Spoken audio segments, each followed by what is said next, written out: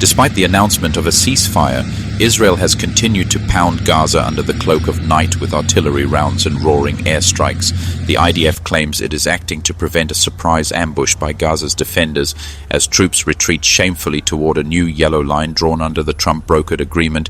Tanks and bulldozers grind backward through the ruins, while other units detonate booby-trapped cars rigged with explosives near residential neighborhoods, a move seen as deliberate provocation meant to shake the fragile truce.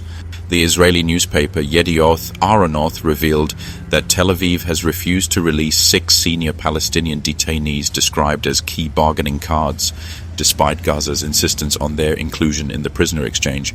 According to the paper, Israel has placed a total veto on freeing those 6.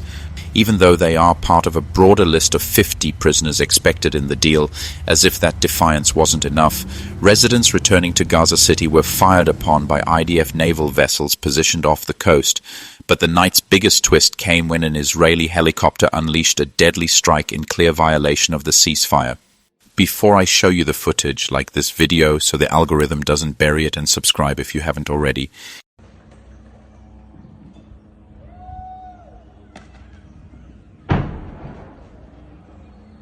That explosion you just saw came from an IDF helicopter that attacked residential blocks despite the ceasefire, another brazen breach consistent with Israel's long record of ignoring agreements just as it did in Lebanon.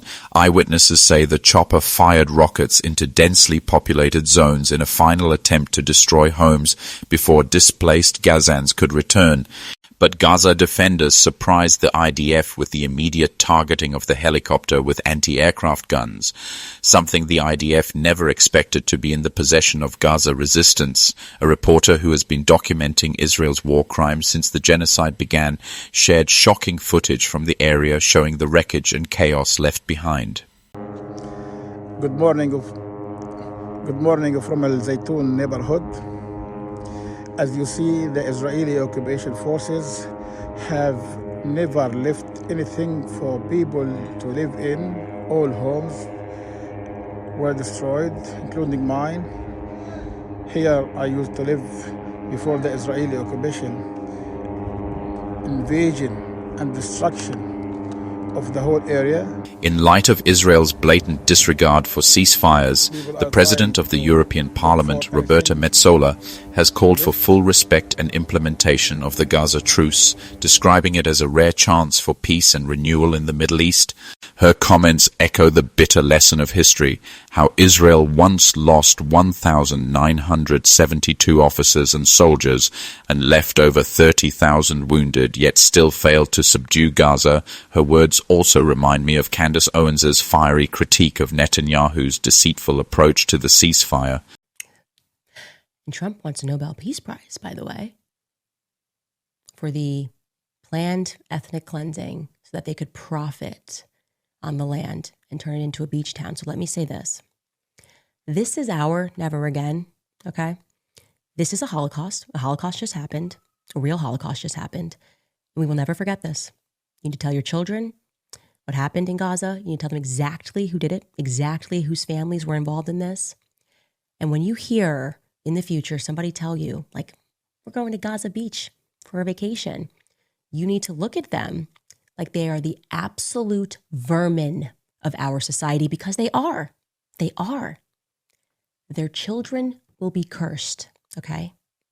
If you go and you play in the sand where you know that your forefathers planned to mass murder children, you will be cursed. Every person who steps foot on that, every family that is set to inherit what they did, they will be cursed. Your children's children will be cursed. Gaza belongs to nobody but the Palestinians. So when you begin to move the Israelis in there, and when the Trump hotel gets built on there, I caution the rest of the world to stay far away from that cursed land, because something is coming. You can't commit that much evil in broad daylight and not think it's going to come back to haunt you. Even with the ceasefire in place, the rhetoric from Israeli leaders reveals an obsession with continuing the ethnic cleansing of Gaza. Officials have framed the truce as merely the calm before the storm. And it's clear that Netanyahu, whose regime depends on extremist settler support, has no intention of stopping once his captives are returned. If you doubt that, listen to what settler leader Daniela Weiss said just days after the ceasefire announcement. You say the Palestinians don't exist. I didn't get your comment. Your position is that the Palestinians don't exist. So what are they? It's an invention. It's an invention that is not as secondary to the important fact that the Jewish nation, that the land of Israel belongs only to one nation, and this is the Jewish nation. The Palestinians are Arabs who try to compete with the big success of the Jews in the land of Israel. And actually, the word Palestine was used by Adrian, the Roman emperor. But the modern Palestinians are Arabs who want the same place that the Jews made a paradise of. They want to take it from us, and we won't let it happen. But actually what's happening is you want to take their land, isn't it? Okay, so you make your position, I make mine, and the world will judge. And I mean, you know, it's interesting that when there are historical facts that can be proven, and then you cling to what? I really don't understand what history you represent. Well, just taking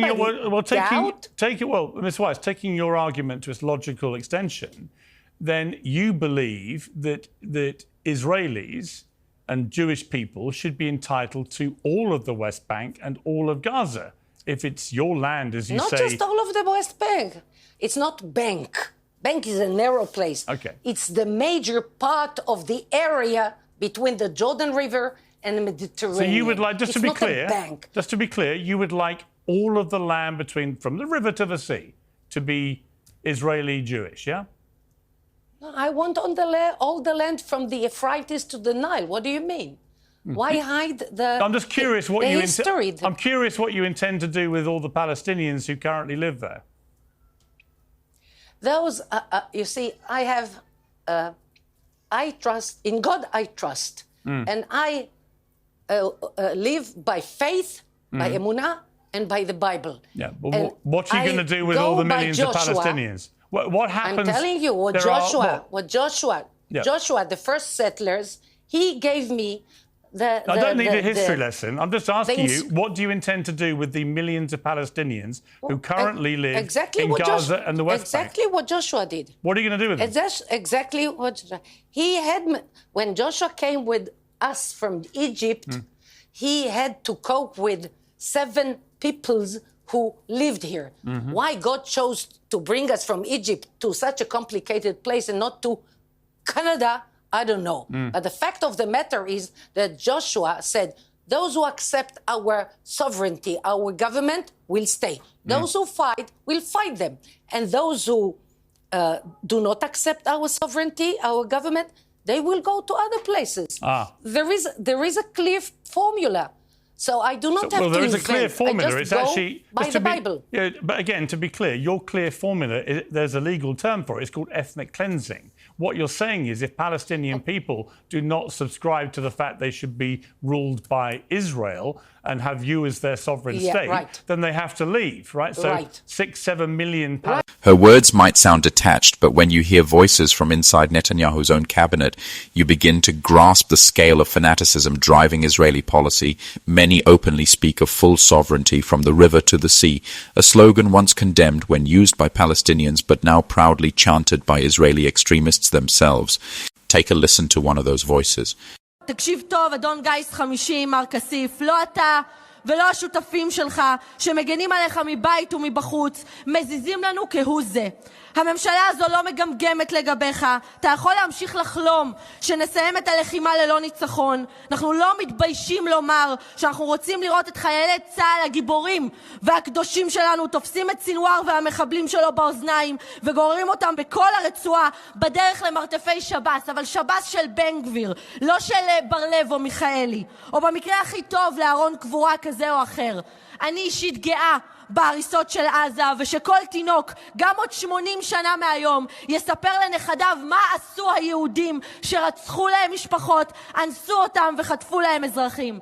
אתה והחברים שלך יכולים לחלום שנאפשר לכם לבנות ממשלה, כי אם אתם חושבים שהפרס על שחיטת יהודים, אונס נשים, עריפת ראשים וחטיפת אזרחים יהיה לקבל לשבת בממשלת שינוי, אתה חולם. תצעקו עד מחר שלום עכשיו ובחירות עכשיו, מקפלן ועד עזה שישמעו אתכם. לנו יש משימה, אני מסיימת, והדבר האחרון שניתן לכם הוא שעופר כסיף יעלה להר הבית עם דגל פלסטין, וסינואר יהיה שר הביטחון של המדינה הפלסטינית כמו אחיו ערפאת. לא יונה ולא עלה של זית, רק חרב לערוף לסינואר את הראש, זה מה שהוא יקבל מאיתה. After signing what it calls a definitive ceasefire, the same Israeli regime is now pretending to show goodwill by allowing a trickle of Palestinians stranded in Egypt to return through the shattered Rafah crossing. It is the first such gesture since the genocidal campaign began on October 7th, 2023. Yet even this comes with endless restrictions and bureaucratic obstacles. Netanyahu's government, in collusion with Egyptian authorities, has designed an opaque system with arbitrary quotas and selective approvals that transform humanitarian return into a tool of humiliation and control. Professor John Mearsheimer exposed Netanyahu's manipulations perfectly when addressing Israel's defeat in Gaza. Take a listen. I think we don't know the number of Israelis who were killed by the Israeli forces. And you want to remember, it was not just the Hannibal Doctrine. The fact is that the Israelis got caught completely by surprise, and they did not have a very good backup plan. So what they did was they rushed in massive firepower, and they used that firepower to attack Hamas and the other Palestinian forces that had moved into Israel proper. And they killed a significant number of people, not with the Hannibal Doctrine, but just with all that firepower that was brought to bear against Hamas and other Palestinians who were intermingled with all sorts of Israelis. Then there's the whole issue of the Hannibal Doctrine, because as we know, the Palestinians were bent on taking many of their captured Israelis back to Gaza. And the Hannibal Doctrine calls for killing those people before they get there. So some Israelis were killed as a result of the Hannibal Doctrine. Thank you for staying with me through this update. Please support this channel by subscribing and sharing the video. It helps fight the suppression of real journalism. Until next time, God bless you.